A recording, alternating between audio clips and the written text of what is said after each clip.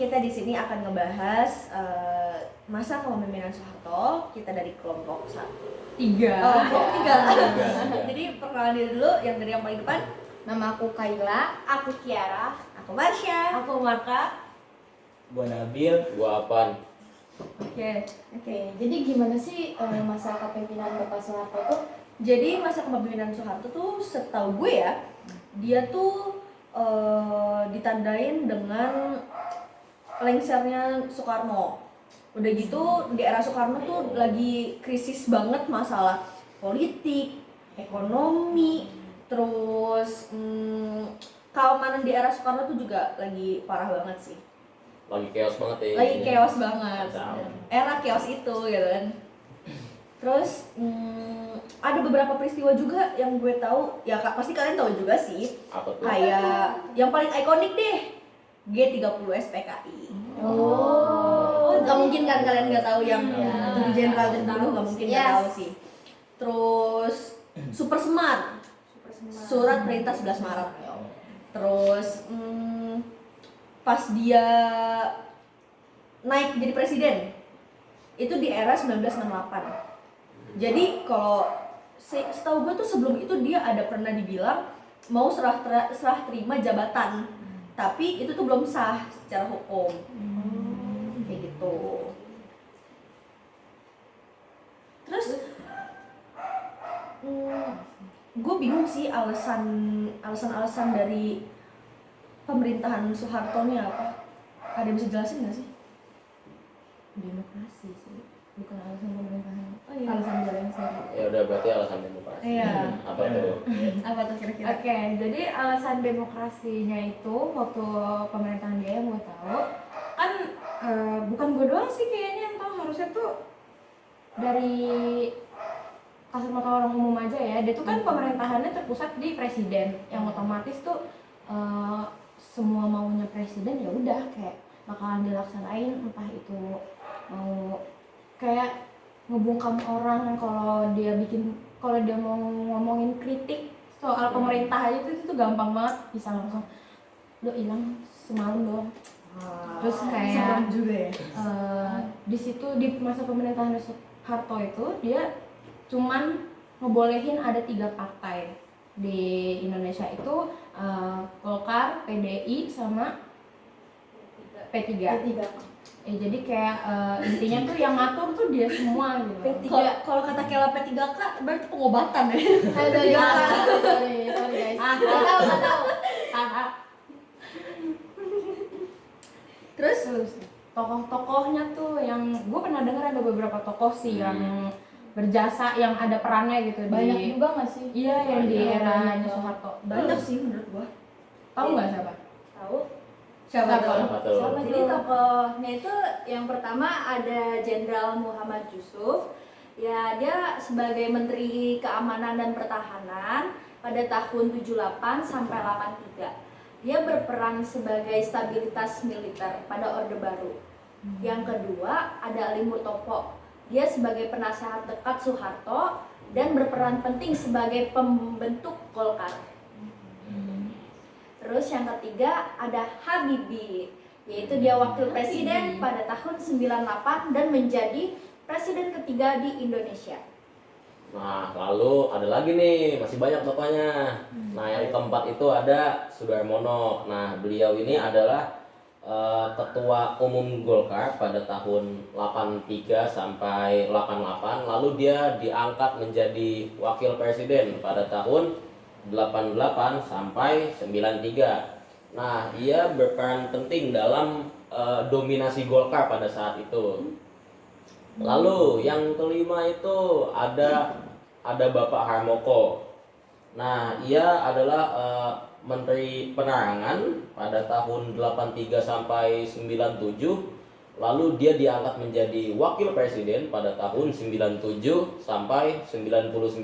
Oh, jadi dia tuh sempat jadi wakil presiden. 2 tahun ya? Iya, 2 tahun. Lama juga ya, lumayan. Ya, lumayan. Keren. Nah, peran dia itu menjaga media massa lah gitu, mengatur media massa kan seperti yang kita tahu kalau pada masa Soeharto itu tidak boleh asal kritik gitu kan. Iya, jadi dia berperan penting kepada media massa pada saat itu.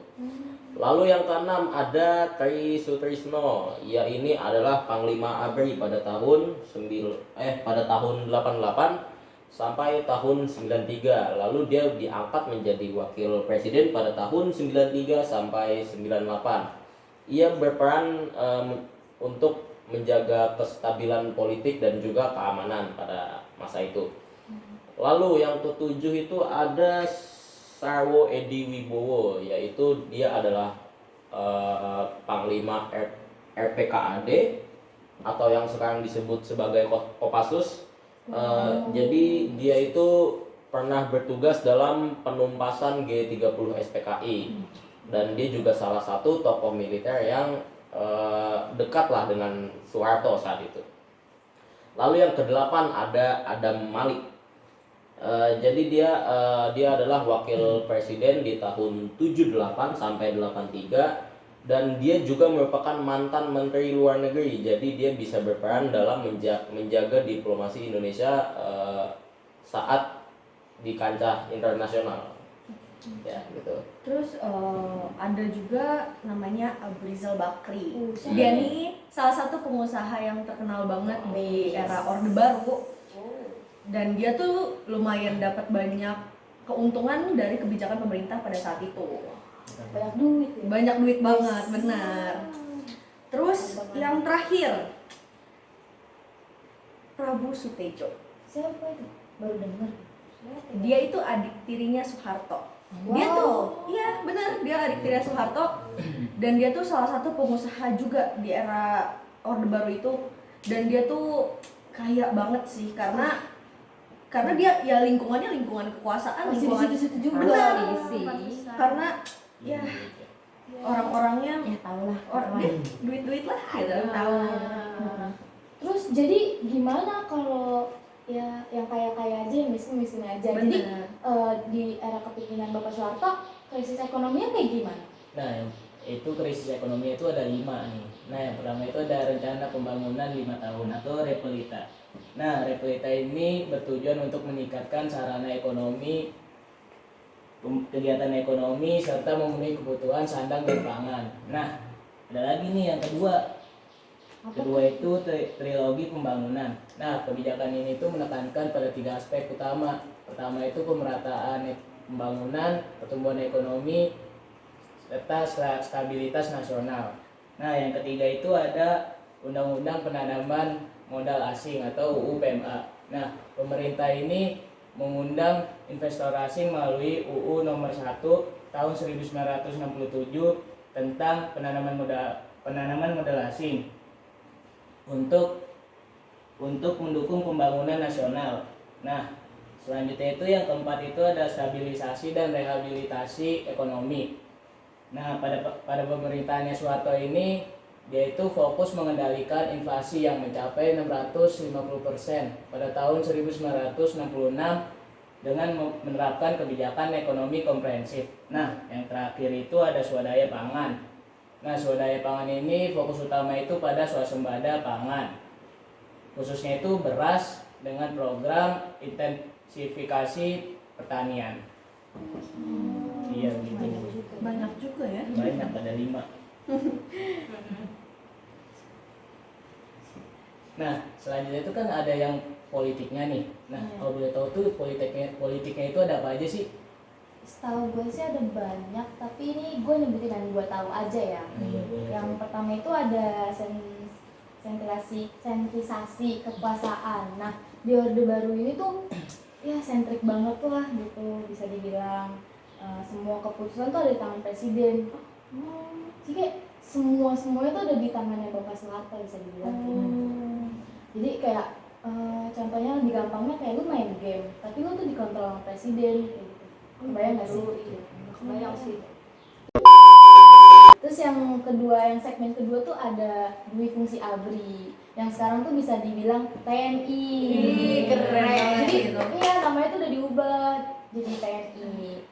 Terus kan biasanya yang kita tahu kan TNI itu jaga keamanan gitu kan, keamanan di Indonesia. Nah, setahu gue juga bukan keamanan doang, TNI itu bisa jadi duduk di pemerintahan atau mengelola politik, ya bisa dibilang gitu. Gacor banget lah. Gacor banget sih. Iya. Terus yang kedua itu ada pembatasan partai politik. Jadi orde di zaman itu tuh, ya di zaman itu tuh cuman ada 3 partai lah yang bisa, ya gitu.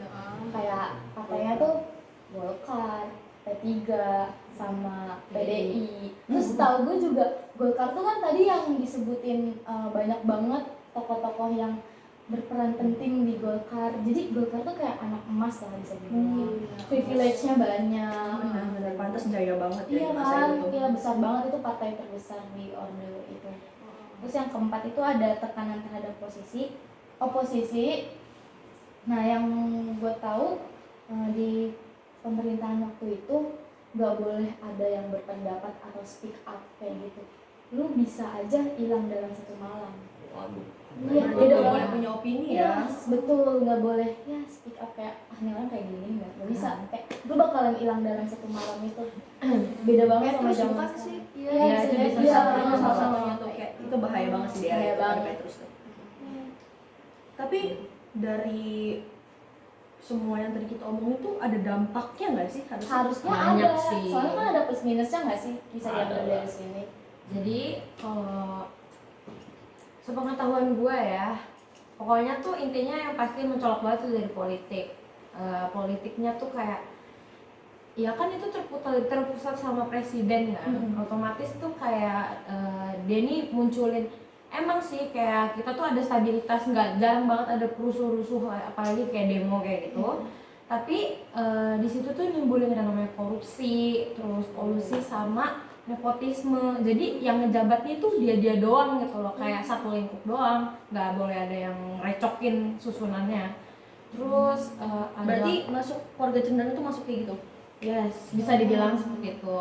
Terus kayak dari sisi ekonominya itu tuh kayak bisa dibilang gimana ya, awalnya tuh emang pesat berkembangnya karena emang kayak kalau dari zaman Soeharto tuh ada beberapa kayak ada banyak ini gak sih yang dibangun-bangun gitu kan, infrastrukturnya itu kan jadi penunjang ekonomi kita kan. Tapi kayak tetap aja di akhirnya itu kita ngalamin yang namanya krisis ekonomi kayak yang pada tahu tahun 98 kan. Iya, yang penjarahan itu ya. Iya, yang parah sih itu. Yang tahun dia turun itu ya Iya. karena rakyat tuh kayak udah muak gitu karena ibaratnya tuh yang kayak tadi Kayla bilang kayak yang kaya yang miskin jadi kayak nggak ada perbedaan. Jadi tetap stuck di situ aja Iya, ya. jadi ya udah. Ya, jadi yang gue tangkap dari semua obrolan kita dari tadi tuh sebenarnya pemerintahan Soeharto ini tuh ngajarin kita buat pentingnya ada keseimbangan sama kestabilan di bidang pemerintahan ya. Karena pemerintahan itu tuh kayak semua kebijakannya tuh bisa ngaruh ke rakyat negara itu sendiri. Kayak kita aja nih bisa aja gitu loh kan berdampak sama pemerintahan yang kayak gitu, apalagi kalau misalkan tiba-tiba di pemerintahan Soeharto diulang lagi di sini kan kayak Aduh, Enggak deh. no thanks. Oke, no Terima thanks. kasih tapi Terima enggak kasih. ya. Oke, sampai situ aja nggak sih kita? Iya. Kayaknya udah nggak sih Kayaknya udah udah. ya kita bahas ya. Oke, jadi segitu dulu podcast kita hari ini tentang masa kepemimpinan Soeharto. Terima kasih sudah mendengarkan sejauh ini. Dadah. Dadah. Jangan kangen. See you.